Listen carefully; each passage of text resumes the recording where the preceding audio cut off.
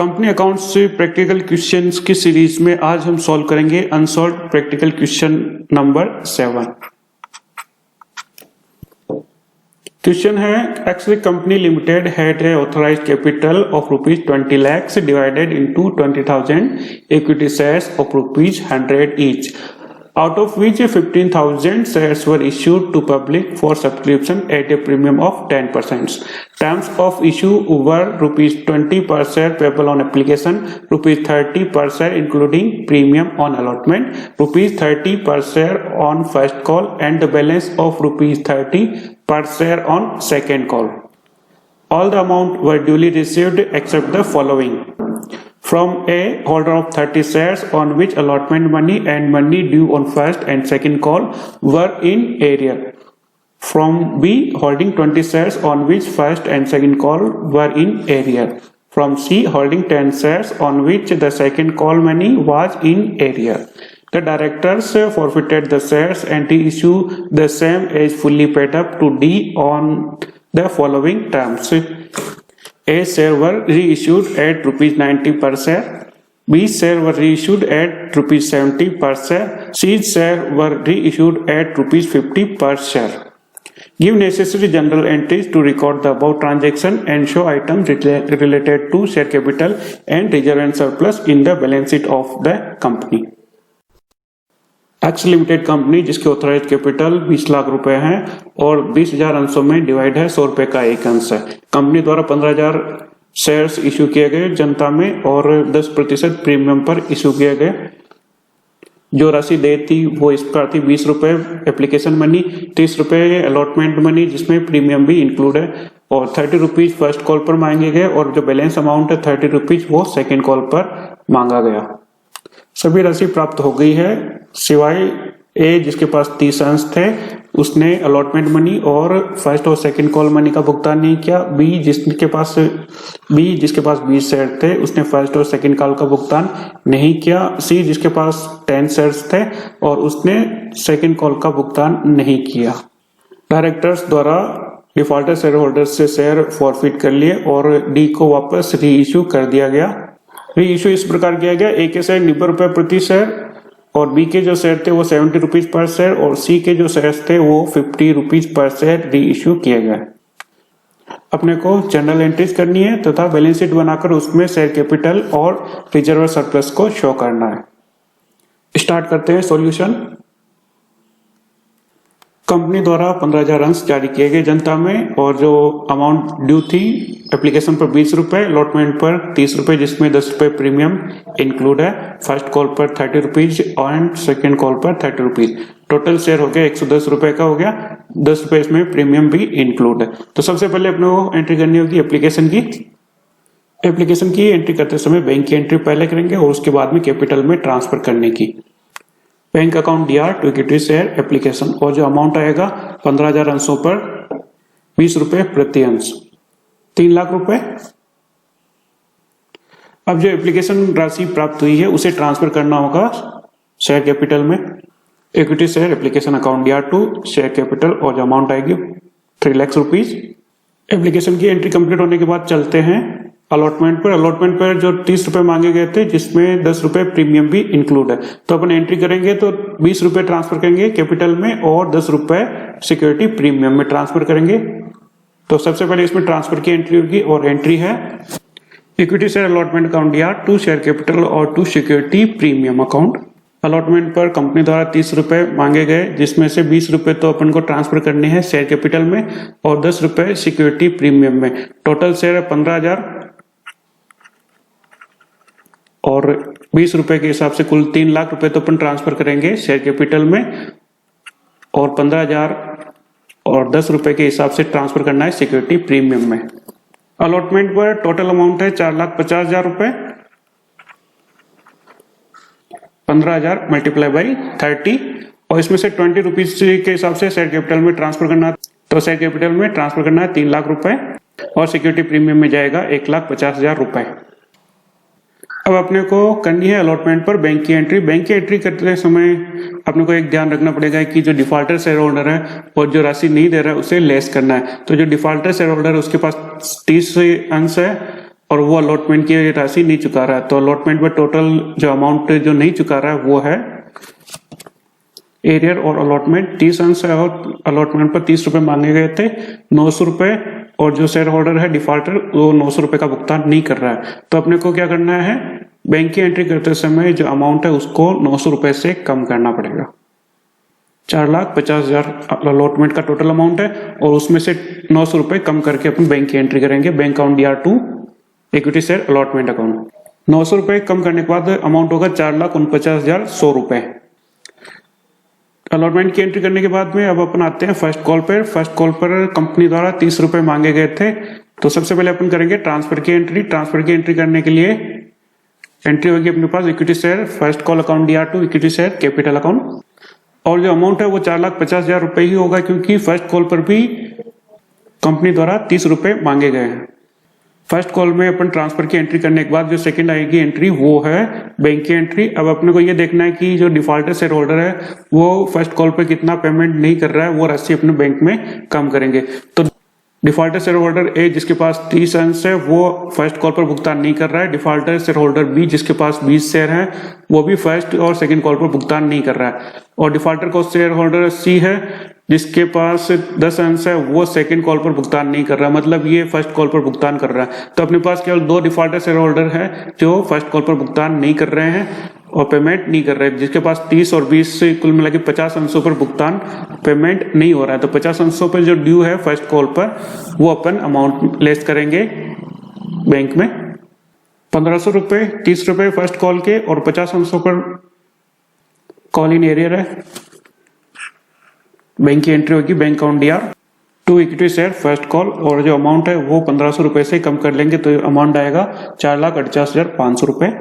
First call पर bank की entry complete होने के बाद अपन आते हैं सेकंड कॉल पर। सेकंड कॉल पर भी 30 रुपए मांगे गए, तो सबसे पहले अपने को एंट्री करनी होगी शेयर कैपिटल में ट्रांसफर करने की equity share second call account DR2 share capital account, और एंट्री अमाउंट होगा 4,50,000 रुपए, क्योंकि सेकंड कॉल पर भी 30 रुपए मांगे गए हैं। अब आते हैं बैंक की एंट्री करते समय अपने को यह ध्यान रखना पड़ेगा कि जो डिफॉल्टर शेयर होल्डर है वो कितने भुगतान नहीं कर रहा है। तो सेकंड कॉल पर तीनों defaulter share holder first second और थर्ड कुल शेयर है 30 + 20 + 10, ठीक है 60 शेयर्स पे अपने को सेकंड कॉल पर अमाउंट नहीं आ रहा है।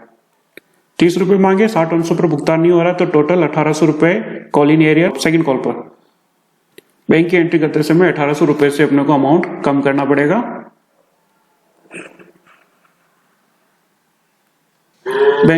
Bank account DR2 equity share second and final call, और अमाउंट में अपन को लेस करना है 1800 रुपए और अमाउंट आएगा 4,48,200 रुपए।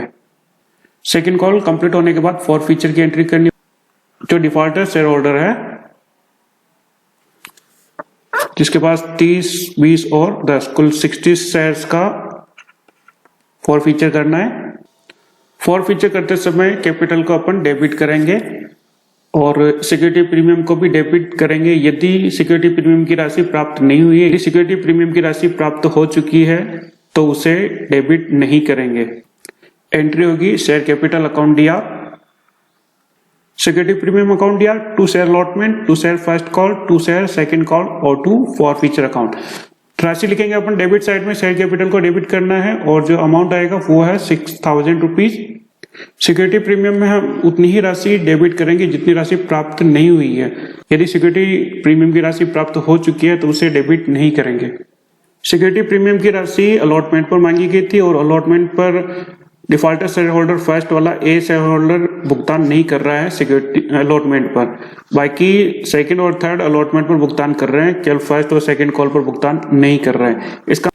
इसका मतलब कि फर्स्ट शेयर होल्डर द्वारा सिक्योरिटी प्रीमियम की राशि नहीं आ रही है, सेकंड और थर्ड शेयर होल्डर द्वारा सिक्योरिटी प्रीमियम की राशि का भुगतान किया जा रहा है। तो सिक्योरिटी प्रीमियम जो ड्यू है only first defaulter share holder से ही ड्यू है जिसके पास 30 अंश है, और जो सिक्योरिटी प्रीमियम की राशि 10 रुपए है। 30 अंशों पर सिक्योरिटी प्रीमियम की राशि का भुगतान नहीं हो रहा है तो सिक्योरिटी प्रीमियम 10 रुपए है।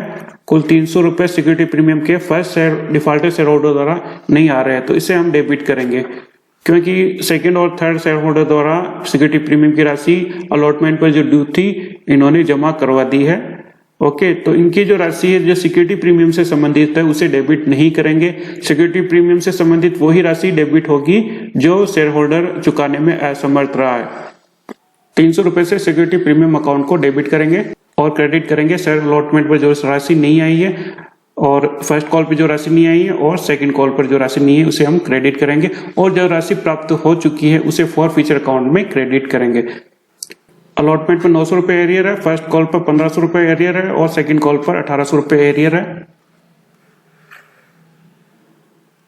और जो राशि आ चुकी है उसे क्रेडिट करेंगे फॉरफीचर अकाउंट में, और वो होगी 2100 रुपए।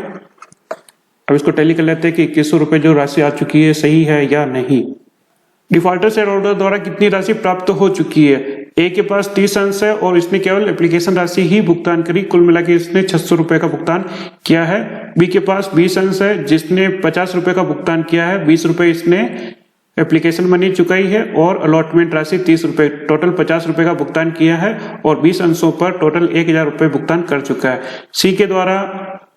सी के पास 10 अंश है और 80 रुपए इसने भुगतान कर दिए हैं, एप्लीकेशन मनी और अलॉटमेंट मनी और फर्स्ट कॉल मनी चुकाई है, तो 800 रुपए का भुगतान सी द्वारा किया है। तो जो डिफॉल्टर शेयर होल्डर है उससे 2400 रुपए प्राप्त हो चुके हैं। इसमें से वो राशि लेस करनी है जो सिक्योरिटी प्रीमियम की राशि प्राप्त हो चुकी है।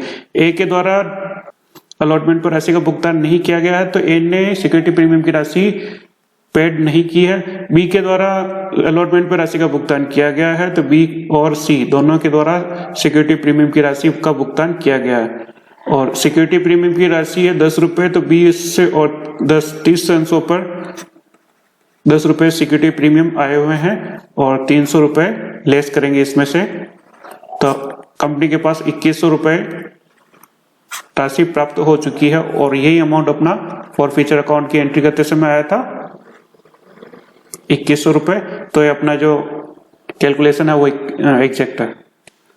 फॉरफीचर के बाद कंपनी द्वारा फॉरफिटेड शेयर्स को री इश्यू किया गया, तो री इश्यू की एंट्री होगी बैंक अकाउंट या फॉरफिटेड शेयर अकाउंट या टू शेयर कैपिटल अकाउंट। री इश्यू पर जो भी डिस्काउंट दिया जाएगा वो फॉरफीचर अकाउंट के जो बैलेंस है उसी से लेकर डेबिट किया जाएगा। अब इसका अमाउंट देखते हैं कि कितने रुपए री इश्यू पर कैश में आ रहे हैं, बैंक में आ रहे हैं। ए के शेयर को 90 रुपए के हिसाब से, बी के शेयर्स को 70 रुपए और सी के शेयर को 50 रुपीज के हिसाब से वापस री इश्यू किया गया। ठीक है, तो ए के पास 30 शेयर्स थे और 90 रुपए के हिसाब से टोटल 27 रुपए प्राप्त हो रहे हैं। बी के पास से जो 20 अंश थे जिसे फॉरफिट किया गया 70 रुपए के हिसाब से वापस री इश्यू किया जा रहा है, तो 1400 रुपए आ रहे हैं, और जो सी के शेयर्स थे वो 10 शेयर्स थे और उन्हें 50 रुपए पर शेयर के हिसाब से री इश्यू किया गया, तो 500 रुपए इनसे आ रहे हैं। जो टोटल अमाउंट जो कैश में आ रहा है वो है 4600 रुपए। टोटल शेयर्स है 60 और पर शेयर 100 रुपए का है। कुल 6000 रुपीज अपने को क्रेडिट करना है कैपिटल को, लेकिन अपने पास जो कैश आ रहा है वो 4600 रुपए। इसका मतलब जो रिमेनिंग अमाउंट है वो डिस्काउंट है और उसे लेंगे अपन फॉरफीचर अकाउंट से। कितना रुपए लेंगे? 1400 रुपए एंट्री करते हैं अपन। बैंक में आ रहे हैं 4600 रुपए और फॉरफीचर अकाउंट से लेंगे 1400 रुपए, और शेयर कैपिटल में बराबर अमाउंट ट्रांसफर करना होगा 6000 रुपए। अब अपने को फॉरफीचर अकाउंट का जो बैलेंस है वो ट्रांसफर करना है कैपिटल रिजर्व में। शेयर फॉरफीचर अकाउंट में अपने पास 2100 रुपए पड़े हुए हैं, जिसमें से 1400 रुपए का डिस्काउंट देने के बाद जो रिमेनिंग अमाउंट है 2100 माइनस 1400 700 रुपए, उसे हम ट्रांसफर करेंगे कैपिटल रिजर्व अकाउंट में। तो कैपिटल रिजर्व अकाउंट में ट्रांसफर करने के लिए एंट्री करनी होगी फॉरफीचर अकाउंट यार टू कैपिटल रिजर्व, और जो अमाउंट होगा 2100 माइनस 1400 700 रुपए।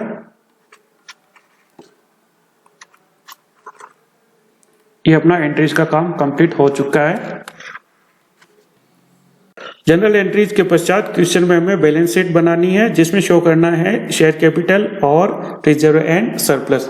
तो अपन ने यहाँ पर एक्स लिमिटेड कंपनी की बैलेंस शीट तैयार की है, और बैलेंस शीट में इक्विटी एंड लायबिलिटी सेक्शन में सबसे पहले शेयर होल्डर फंड आता है। शेयर होल्डर फंड्स में शेयर कैपिटल सबसे पहले, और शेयर कैपिटल में सबसे पहले लिखते हैं ऑथोराइज्ड कैपिटल।